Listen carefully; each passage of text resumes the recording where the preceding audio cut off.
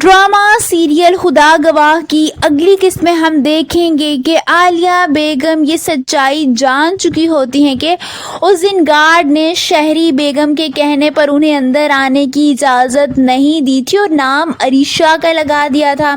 वो राफे को समझाने लगती हैं और उसे समझाते हुए कहती हैं कि गार्ड ने जो हरकत की थी वो भाभी के कहने पर की थी। अरीशा को तो पता भी नहीं था, इस सब में उसका कोई कसूर नहीं, फिर उसे क्यों सजा दी जाए। वो चाहती हैं कि राफे का दिल अरीशा की तरफ से साफ हो सके और सब कुछ पहले जैसा हो जाए, मगर राफे है कि अरीशा पर यकीन ही नहीं कर रहा और उसके दिल में अरीशा को लेकर शक और शुबात पैदा हो चुके हैं।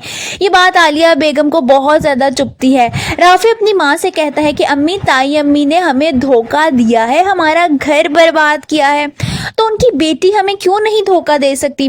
उसे लगता है कि अगर उसकी ताई अम्मी धोखेबाज है तो अरीशा भी धोखेबाज ही होगी। वहीं हम देखेंगे कि जायशा अरीशा से कहती है कि राफे की बदगुमानी अब सिर्फ और सिर्फ जैन ही दूर कर सकता है, यानी वो मशवरा देती है कि आप जैन से कहें कि वो खुद राफे से बात करें। दूसरी तरफ हम देखेंगे कि सुफियान को भी अब आहिस्ता आहिस्ता अंदाज़ा हो रहा है कि उससे बहुत कुछ छुपाया जा रहा है। वो ऑफिस में बैठा होता है और कहता है कि बहुत कुछ मुझसे छुपाया जा रहा है जो मुझे पता नहीं है।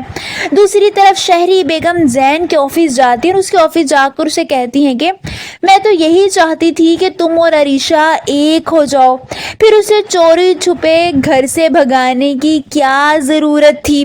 जैन खामोश रहता है और आगे से कुछ भी नहीं कहता।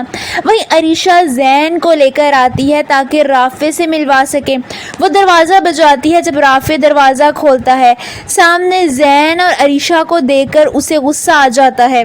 वो अरीशा की कोई बात नहीं सुनता और उल्टा उसे गुस्से से कहता है कि तुम अपने आशिक को यहाँ से लेकर चली जाओ वरना मुझसे बुरा कोई नहीं होगा। ये बात सुनकर अरीशा अंदर तक टूट जाती है कि राफे उसकी कोई बात ही नहीं सुन रहा।